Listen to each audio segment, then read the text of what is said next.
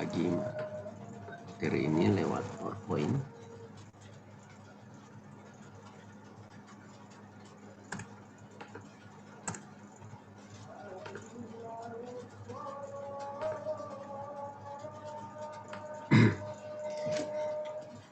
Baik, ayat pendahuluan kita dari Wahyu pasal 1 ayat 11 ya, sesuai dengan 7 jemaat ini. Katanya, apa yang engkau lihat, tuliskanlah di dalam sebuah kitab dan kirimkanlah kepada ketujuh jemaat ini. Ke Efesus, ke Smyrna, ke Pergamus, ke Tiatira, ke Sardis, ke Philadelphia, dan ke Laodikia. Wahyu 1 ayat 11. Ya, jadi ketujuh jemaat ini merupakan pembagian tipe jemaat secara garis besar mulai dari zaman para rasul hingga ke akhir zaman. Dan kalau saudara lihat peta di sini, ya ini menunjukkan tentang keberadaan 7 jemaat di Asia Kecil zaman dahulu. Ya. Nah, sekali lagi saya akan ulang-ulangi kalimat ini.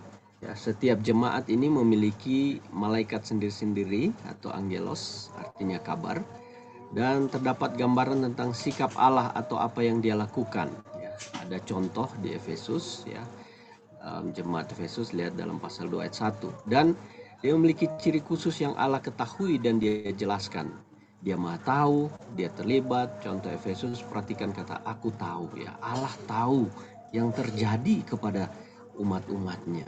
Kemudian ada teguran atau celaan, ya.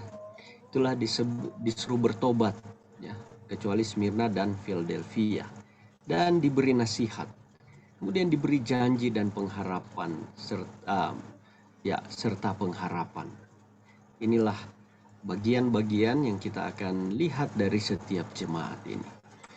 Nah, bagian pertama ini untuk malam ini, ya, jemaat ketiga adalah jemaat Pergamus.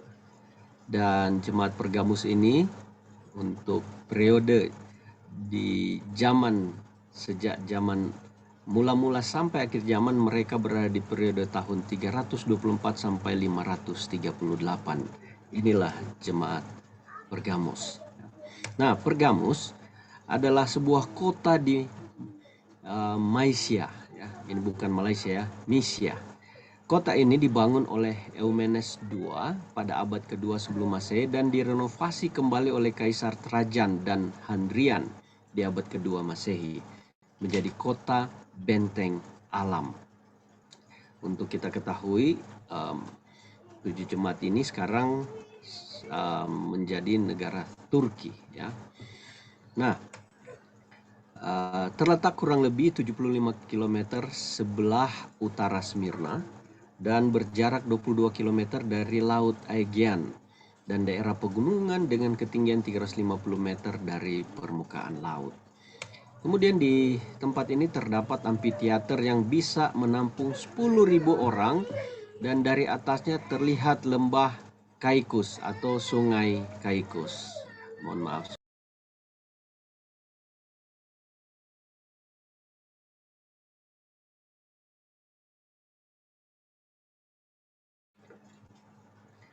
Ini juga adalah pusat penyembahan berhala, ya, di mana dewa-dewa kafir, dewa-dewa matahari dari bangsa Babylon.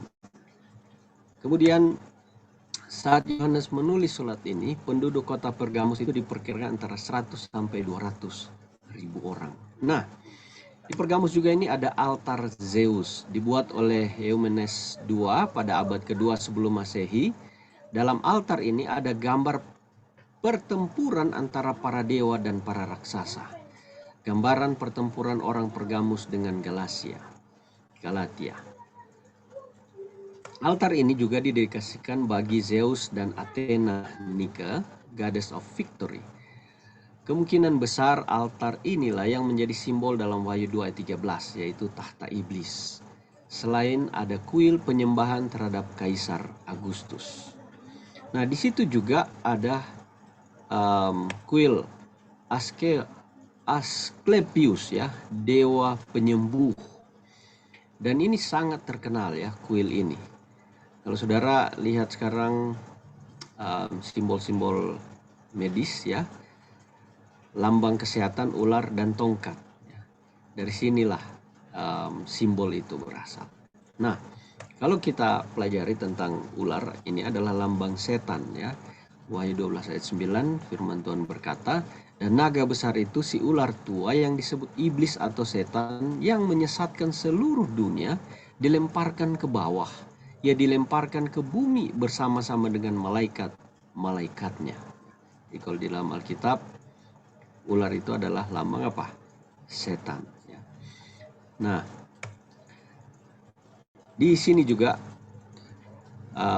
sebagaimana kita tahu didirikan pusat penyembahan berhala dan ada hubungan antara sejarah Cyrus ketika dia menaklukkan Babylon ya, di mana sejarah mencatat ketika Raja Cyrus menaklukkan kota Babylon, maka pusat ajaran sesat setan dan imam-imam Babylon mereka lari atau pindahkan ke Pergamus dan menjadikan tempat itu domisili mereka ya. Dan mereka mengangkat raja-raja Pergamus sebagai kepala agama mereka. Kemudian hubungan antara kaisar ya dan kepala imam kerajaan.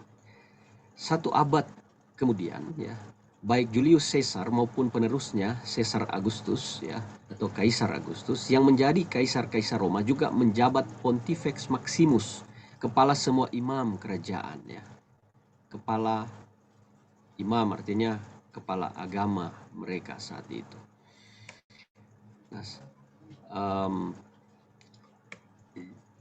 Nah, jabatan itu diturunkan ke ahli warisnya ya. Ini awal mula dari kepausan Roma hingga Kaisar Gratian pada abad 380 AD yang menyerahkan kepada kepausan, yaitu paus yang pertama menerima titel dan jabatan Pontifex Maximus itu adalah Damasus, dan sejak itu jabatan dan titel Pontifex Maximus diwarisi oleh paus-paus Roma. Nah, dengan demikian kota Pergamus menjadi rantai penghubung antara dua Babylon, Babylon kuno dan Roma yang disebut Babylon dalam Alkitab, di mana sistem kepausan dibuat menurut pola dua Babylon itu. Sudah boleh lihat di sumbernya The Seven Epistle of Christ, tulis oleh Taylor Bunce ya, halaman 149 dan 150. Kemudian sebagaimana dicatat dalam buku 1 Petrus 5 ayat 13 ya, hubungan antara Babylon kuno dan Roma.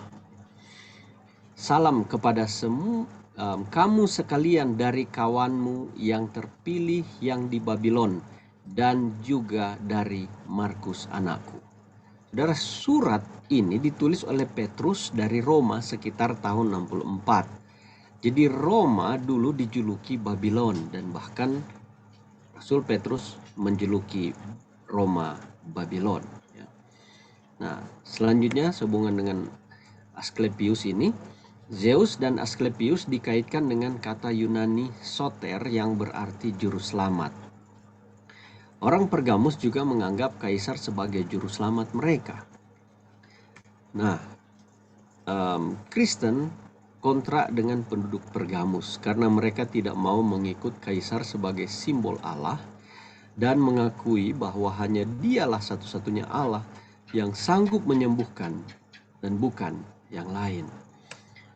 Orang Roma menyebut kelompok pengikut Kristus ini sebagai Kristiani, sementara orang Yahudi secara sinis menyebut mereka Nasarenes ya. Bahkan orang Yahudi sering memfitnah mereka dengan mengadukan kepada pemerintah. Nah, di situ terdapat perpustakaan yang berisi sekitar 200.000 volume koleksi.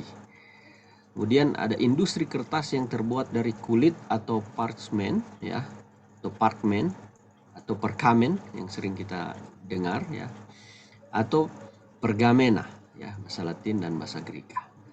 Oke. Jadi kita lihat apa arti dari Pergamus ya. Kata Pergamus sendiri berarti ditinggikan ya, atau ketinggian.